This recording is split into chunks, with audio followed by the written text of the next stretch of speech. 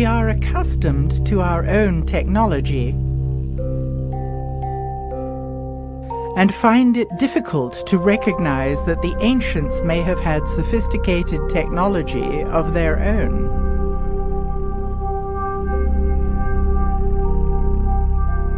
Since the technology of the ancients is not obvious to us, are we looking in the wrong place?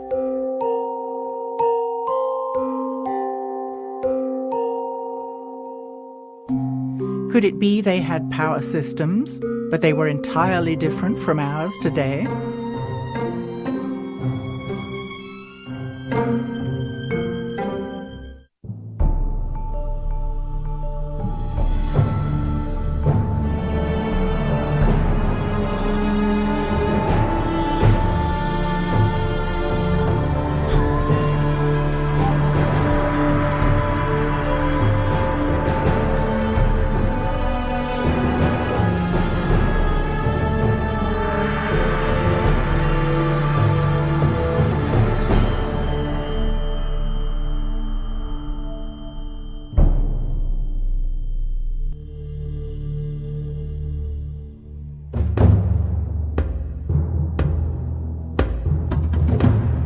Looking at the architecture of structures from ancient Egypt stimulates a sense of wonder.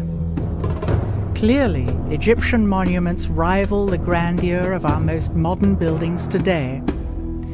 Yet we are taught to believe that we are the ones with knowledge of high technology, something the ancients could not possibly have had. As long as we think that the ancients weren't able to use high technology, then we're not looking for it. And yet, the evidence is right in front of our eyes. We find megalithic sites everywhere around the world. So there's certain things in common that they all seem to know, and we don't know it. Yeah, a lot of people are trying to figure out why mankind built these structures out of these huge megalithic stones. We don't even know how to move 200, 300-ton stones very well today, let alone 4,000 or 5,000 years ago. I started looking at megalithic structures from an electromagnetic point of view, and sure enough, I began to find that there were these energies there present in measurable forces. Strange things happen sometimes in sacred sites, and those are clues that the physics that we're taught in school is not everything. For thousands of years, the pyramids and the Sphinx stood as sentinels on the open desert. Yet, in recent years, a 20-mile wall, 14 feet high, was installed around the enormous site of the Giza Plateau.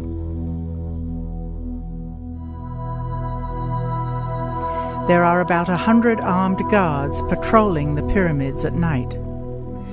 Applications for investigative academic research, while entertained initially, are almost all routinely refused.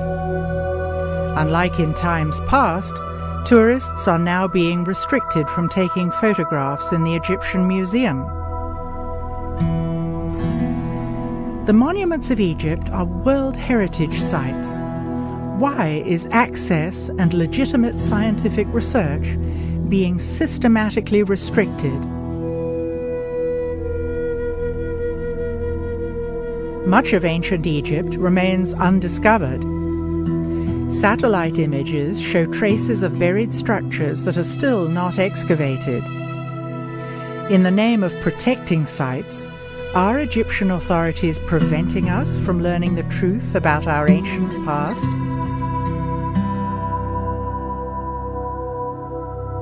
Despite strict regulations on what kind of research is allowed, there is still an extraordinary amount of evidence that shows that the ancient Egyptians had knowledge that has been lost. We don't have the technology to build the pyramids now. Not even close. We're not the most evolved we've ever been. And that is one of the blinders that has stopped us from imagining that the ancients could have been far smarter than us. Hakim Awian was raised by indigenous elders who lived in the area of the Band of Peace. Having preserved the ancient Suf language, stories were passed down generation after generation. Fragments of knowledge from the ancient past were thus preserved. If my colleague, the scholar, who learned to say that the Egyptians have a piece of rope, put it around a block of stone, at least 60-ton weight, and pull and pushed by animals and run on wooden blocks. This is what the scholars are saying. We may never be exactly sure how the pyramids were built. Yet we can begin to reconstruct our understanding of the culture living in the Golden Age and their values. Traditional Egyptology insists that the pyramids were built by slaves to feed the egos of kings. Does this fit with our emerging construct of Egypt in a golden age? There is no slavery. All workers are willingly pyramids builder. This is a qualified people of architecture, engineers, and they deal with all the power, like cutting stones, transfer it and use it. And that is clear, in, not only in the pyramid and in the temple walls and many places. You can see that clearly. There are clues throughout Egypt that point to knowledge of high technology.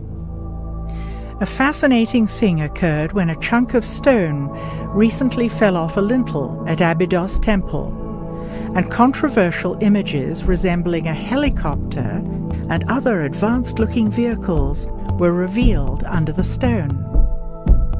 It would seem that the images were covered in the distant past when things were changing politically in Egypt. Nowadays, Egyptian tour guides are explicitly instructed not to point these out to tourists. The Egyptological explanation is that it is multiple hieroglyphs overlapping from distant kings' inscriptions.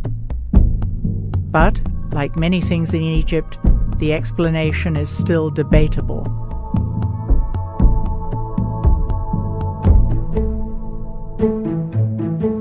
Another controversial object that Egyptologists merely deem impossible is the artifact commonly known as the Baghdad Battery, that generates a mild electrical charge. Similar ancient artifacts that match these objects have been found in Egypt. We can't say for certain, but it would appear that the Egyptians documented the existence of these artifacts as well. Recreations of these objects have been made and have successfully created electric current. Also noteworthy are strange representations of objects that resemble light bulbs, found in the crypts at Dendera. There was no natural light inside these underground crypts, but we see no soot from torches or oil lamps, the only lights we know the ancients used. Could the ancient Egyptians have had their own source of electrical power? If nothing else, the ancients had to cut, move, and lift massive stone blocks that would challenge our engineers today. What was their secret? We automatically assume that ancient structures are for ceremonial and religious purposes. Maybe the pyramids served a completely different function than previously imagined. There's been lots of speculation about what the pyramids were actually built for. The most accepted notion is that they were tombs.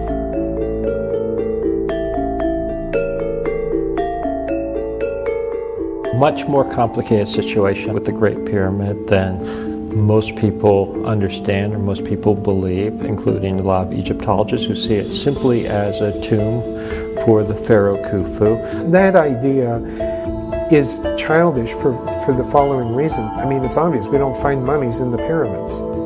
And of course, not finding a single mummy in any of the pyramids doesn't seem to deter the people who think that that's what they were for.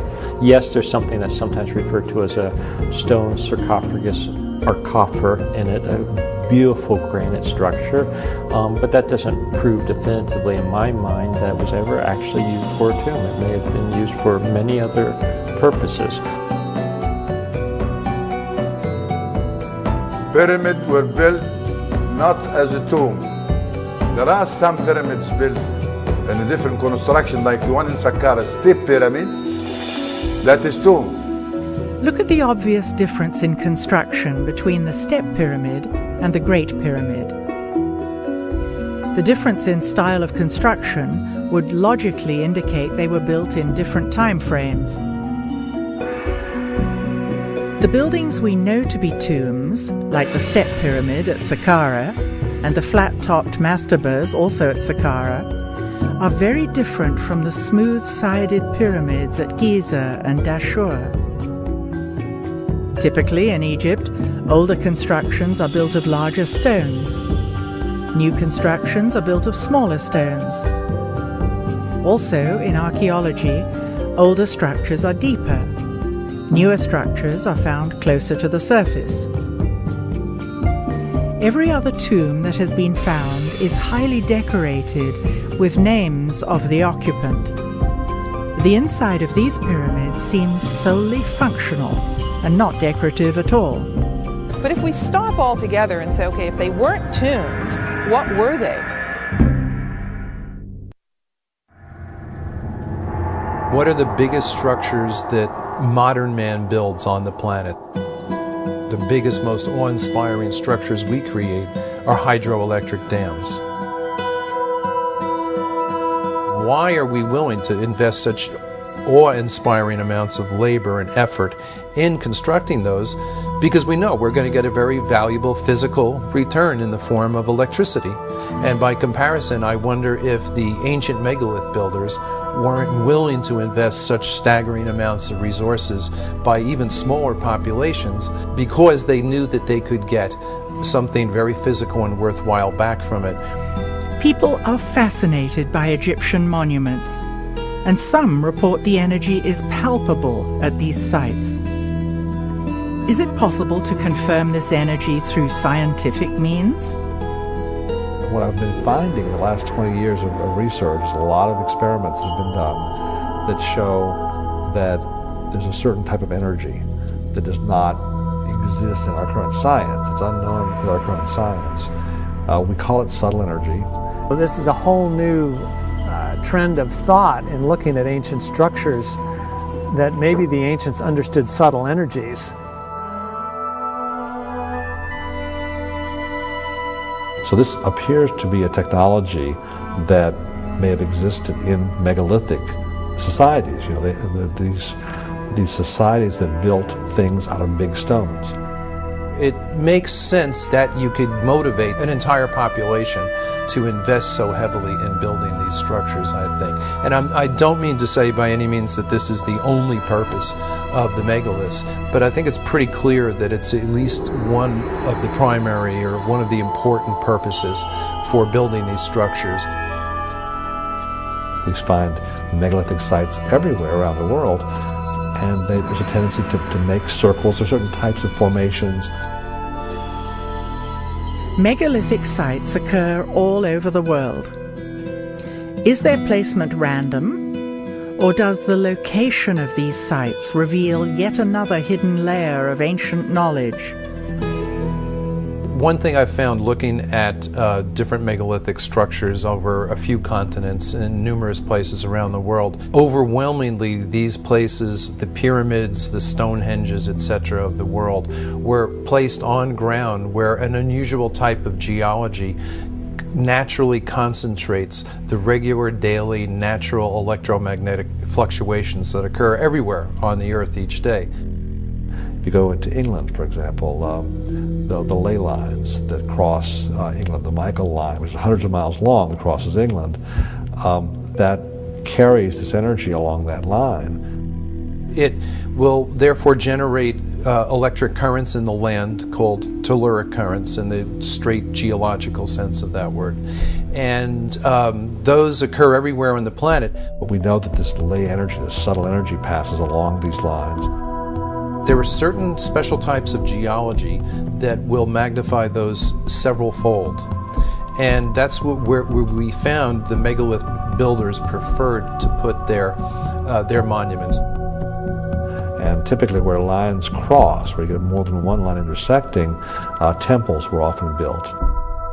These are called conductivity discontinuities, which sounds highly technical, but it's merely the place where one area of ground that has a good ability to conduct electricity meets another area of ground that has a lesser ability to conduct these natural electric currents. The Chinese had the same tradition.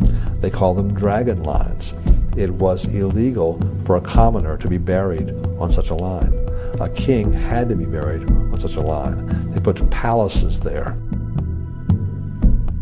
There's a whole series of sacred sites that are always built on lines like this. I want to say in this area about the location of temples. You have to have a symbols appear on the ground. When it's seen, then this is the place where people naturally come to get more healthy energy from that spot. You know, energy pops from the earth. And it appears as though they were attempting to control the flow of this energy and use it for their own purposes.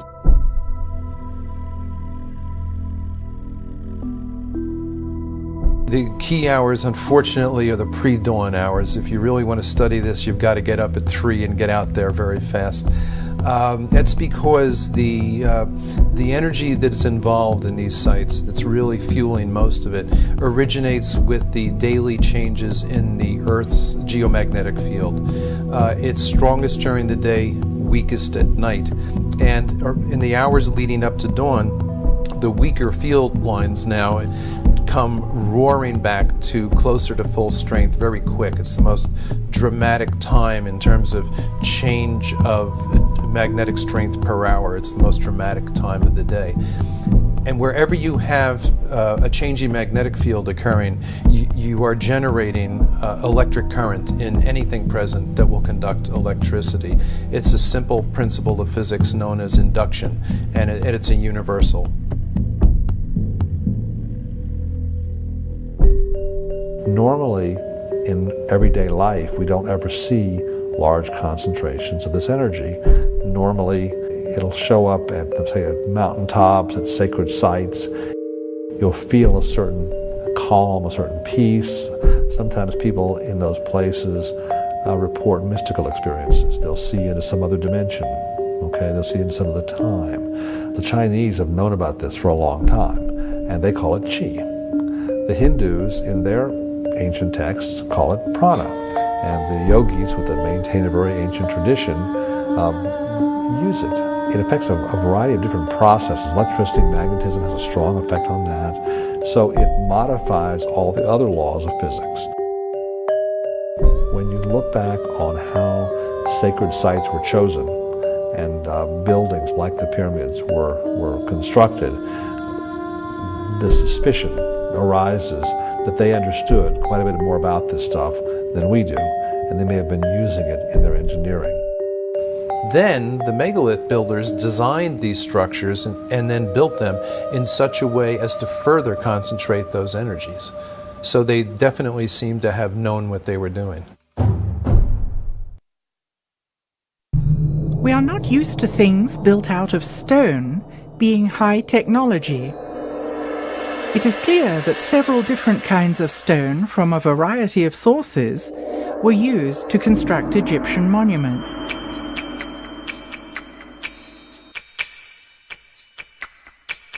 Did the distinct qualities of the stones serve a special purpose? What I do find fascinating is that the core of the pyramids, at least at Giza, are made out of one type of limestone. Now, it is the limestone that was closest, but it also happens to be the type that's called dolomite because it's got a high magnesium content. And because of that metal content, that kind of limestone conducts electricity pretty well. And then they chose to sheath the pyramid in the whiter Tura limestone, which, granted, it's whiter and it's prettier and all that, but it also has almost zero magnesium content. And therefore, it's a much poorer conductor of electricity. It's closer to a pure calcium carbonate, which is what all limestone is. And pure calcium carbonate conducts electricity much more poorly than dolomite does. It's interesting to me that those outer stones were the ones that they cut so precisely that all these thousands of years later you still can't get a razor blade between them. Because basically what we've got here is we've got a situation with a highly electrically conductive core of those pyramids wrapped in what is effectively a very effective insulator. Why the granite in the passageways, you know? And so, of course, I'm thinking from an electrical point of view and a physical point of view. Is there anything special about granite? And yeah, there is. Granite is slightly radioactive, and it will ionize or electrify the air. It releases radon gas, which is radioactive.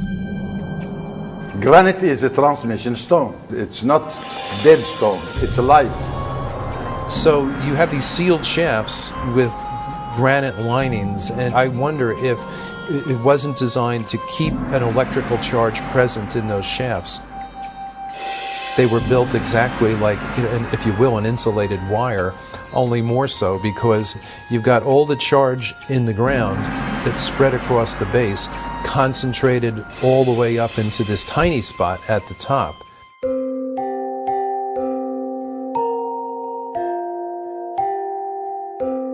We find similarities in three different constructions. The one at Giza here, Valley Temple, and one at Abydos, and another one abroad in England, the Stonehenge. Same material being constructed with, and same way and same technique. But the construction there, it's built in addition to have the water, because it's water bed. It's a huge water bed, and it's still working, still producing water. In Egypt, you do have a similar situation to England in that you have limestone aquifers under the monuments. An aquifer is an underground layer of porous, water-bearing rock. Water flows through the aquifers as rainfall, or when rivers and lakes flood, the water drains into them. And movement of water through limestone or chalk aquifers is known to produce electrical charge by two different processes that are self-reinforcing. And I've personally measured this for a week at a stretch at Silbury Hill in England, for example. Before and after thunderstorms, as the water is sinking into the ground, we measured the increase in ground current, the change in the magnetic field as that happened, etc. And in Egypt, you had the Nile crashing, dropping every year and then flooding again. And that movement of water up and down through the layers of limestone would generate electrical charge. Flowing water generates at least a mild electrical charge, which means it generates an electric current, which means it generates a magnetic field as well. So if you were looking to give an electrical charge, a little boost to, say, a mound or something like that, it makes a lot of sense to have it at a minimum running water.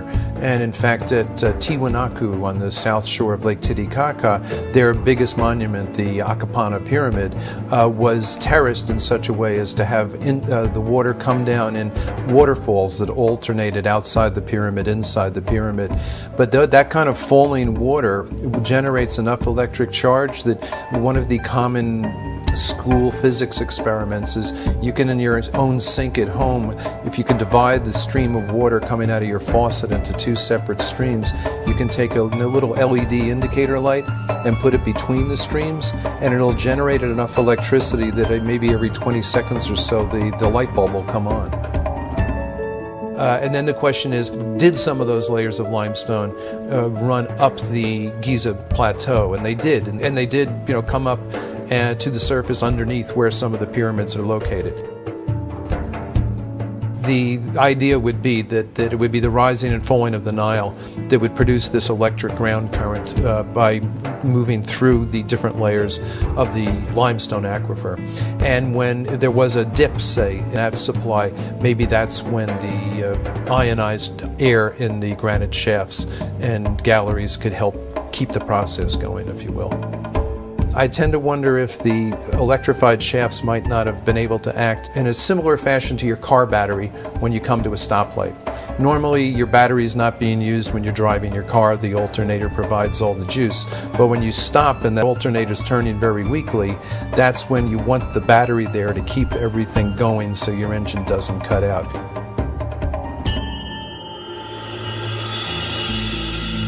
So you've got this concentration of negative charge from the ground at the peak of the pyramid or mound, and a concentration of positive charge above it. And if those two become strong enough, you can start to get brush discharge, which would mean it would glow, like ball lightning, for example. It's a theory. Why in the Great Pyramid is there no frescoes, there's nothing, no decorations at all? Now, some people have proposed the idea that the pyramids are actually energy machines. And so I liken this to the fact, like, you wouldn't put a decoration inside your oven. I was talking with a woman who had spent some time in the Great Pyramid, and her comment was, it felt like I was in a machine. She said it was not like this, oh, it's a wonderful shrine. She said it felt very functional. In fact, she made a comment that I actually think is probably right on. She said, I felt as if I wouldn't have wanted to be in here when it was running.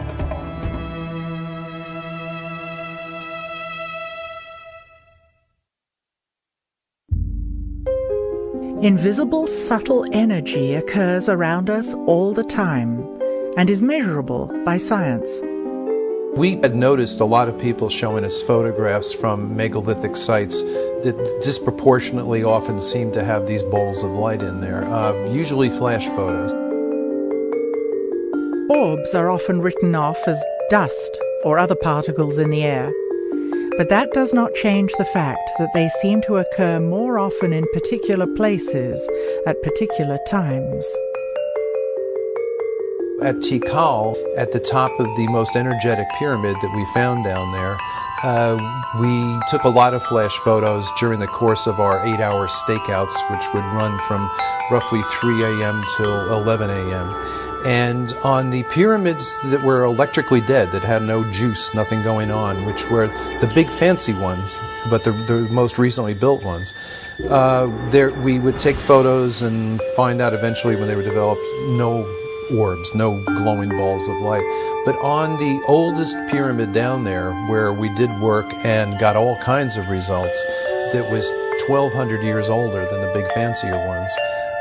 In that case, the photography we got back from our own simple flash cameras, they were literally choking the screen with these balls at the period at which the air was highest in electrical charge. And on the strongest day down there, I was recording electrical charge higher than I've recorded even in thunderstorms back home. We don't know what orbs are, but our personal guess is that they're balls of ionized or electrified air that will tend to hang together. A good analogy would be ball lightning, where it's simply so electrified that the molecules are excited enough to glow. Other evidence shows that there is energy occurring naturally everywhere on the planet that our science knows about but seems to ignore. Nikola Tesla sought to provide the world with free wireless electricity for everybody on Earth. He discovered that electricity occurred naturally throughout the Earth's atmosphere and ground. The telluric currents in the ground that John Burke discussed and the electricity present in the ionosphere in the atmosphere, which is ionized by the sun, he also created and developed ways to harness those energies. Tesla, who teach Nikola Tesla to get to that power of electricity? And he didn't invent it, it's already there, but he know how to use it. And not only that, he did not take an advantage like Mr. Edison. Tesla wanted to harness the natural energy that exists everywhere on Earth and make it free to the public. Edison endeavored to produce and distribute electricity by creating a regulated monopoly for profit. He became rich and the people more light into their home. Yeah, so Nikola Tesla, he's the one think of how to use this energy. Between 1901 and 1917, the Tesla Tower was built on Long Island as a wireless broadcasting system for telephone and electrical signals. Interestingly, it was constructed on an aquifer with descending passageways and tunnels beneath it. At the time, few understood how it worked. Tesla's funding was ultimately dropped by J.P. Morgan because Tesla wanted the wireless electricity to be free, and therefore J.P. Morgan couldn't make a profit. So even though Tesla's genius was seen by many, he was still driven into obscurity. The energy to create free wireless energy has always existed on our planet, and still exists today. And it's not the only energy on our planet, there are plenty. Rivers are flow by energy, tsunami is energy, frequencies are energy. If we have the electricity now, it's based on explosion energy. Now, the sound energy based on a technology different from the explosion energy, and it's known as implosion energy. This energy was not the kind of energy that we have that pollutes. It was a completely passive energy that had no byproducts. The energy we use today is generated by combustion and is non-renewable. It is called explosion energy and leaves exhaust and pollution. Our system all over the planet today is based on the explosion energy. That's why the petrol is too expensive. In contrast, implosion energy, like solar panels and wind power, is clean and renewable. We are beginning to realize that we need sustainable energy. The implosion energy, very simple. All what you need is the beam of the sun on a running water. Not just running in a straight line, but in a zigzag. And that's, you find all the tunnels are in a zigzag form for such a purpose. In addition to the limestone aquifers underneath the pyramids, there is evidence of a network of man-made tunnels. As a boy, when I'm living in my house, which is a few 100 yards away from the nose of what we call the Sphinx Tefnuti, this was my playing yard, and I know tunnels. I walked in these tunnels, I swim in these tunnels, I crawl in these tunnels, and I know that this is one way of creating energy.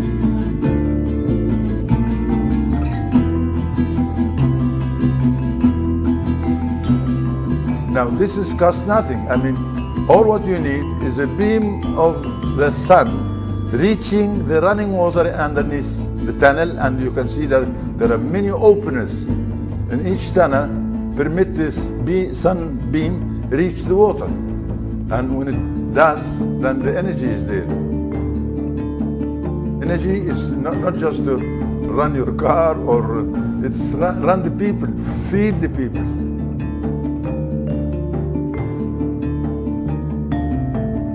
If the pyramid fields of the Band of Peace and the network of underground tunnels are still there, why don't they generate energy the way they used to?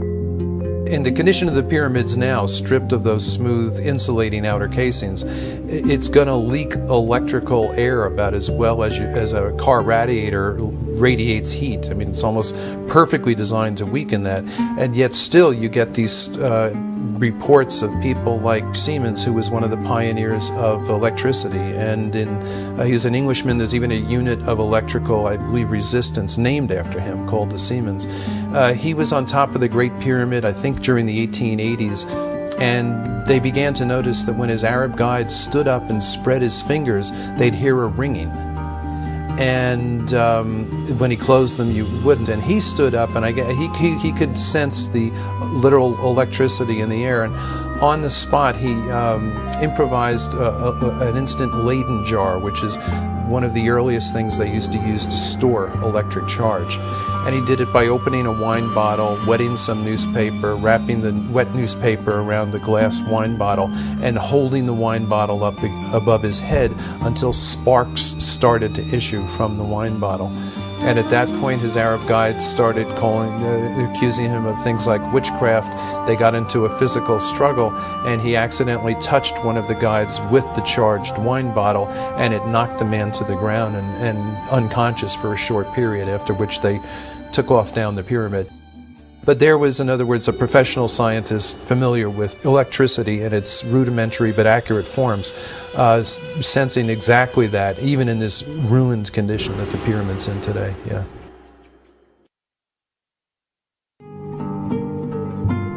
If you come to the Egyptian Museum, there is an item over there known as the schist disc, found by Dr. Walter Emery, and he said, or he think that it could be a vase for a lotus flower. No.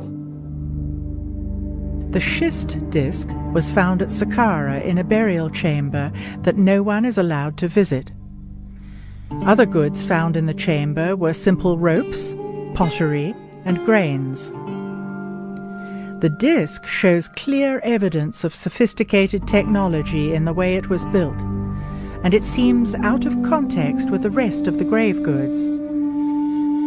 Is this the original context for this artifact? Or is it possible that it has had a long journey over the last several millennia, and this just happened to be its final resting place? Look at this hollow stone tube. It looks as though the schist disc could fit over it. It would take sophisticated instruments to shape the tube so precisely. How did they do it? To cut the stone. This is by a sonic cut with no metal instruments like bronze chisel or this. No, it's another stone. And this other stone, it's the hardest stone you can find, which is the diamond. There are pieces of stone lying around that show concave shapes that actually have the machine tooling marks on it. The evidence of the high technology is right in front of us. Look again at these quartz objects. Aside from their unique and amazing shapes, could they have had another purpose? Today, quartz crystal is used as the basis of all kinds of modern technology. It is most commonly used in crystal oscillators. Technology uses oscillating frequencies from tiny quartz crystals that vibrate at certain speeds, with a signature vibration for each device. AM/FM radios, CDs and DVDs, computer processors and Ethernet rely on quartz crystals. Could it be that the ancients were tapping into this technology and using it on a much larger scale, in a way we can only begin to imagine? Of course, we can't say for certain, but based on what we've seen, we can theorize. Energy can be created and manipulated in many ways. It is the lifeblood of a civilization, and therefore an important resource. In Egypt, there are 67 constructions all along the Nile like sails. And for those who has the eye, they can tell from the shape of that construction. The straight form of angles, that is a pyramid or a construction for energy, a plant for energy.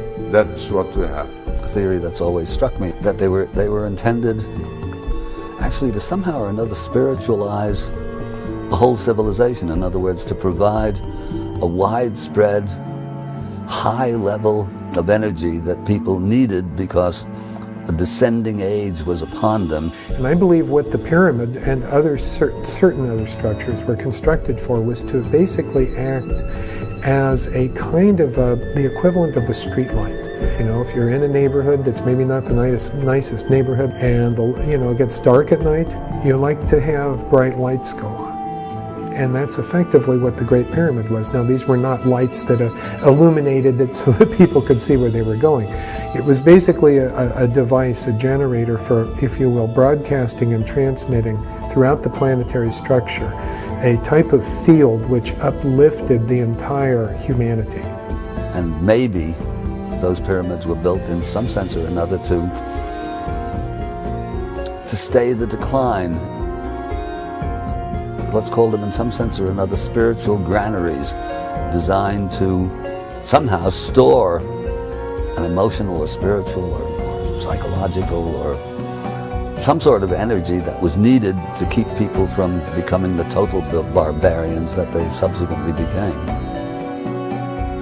We had the ability to basically prop up humanity for a while using the system, but what we saw was the street light eventually went out.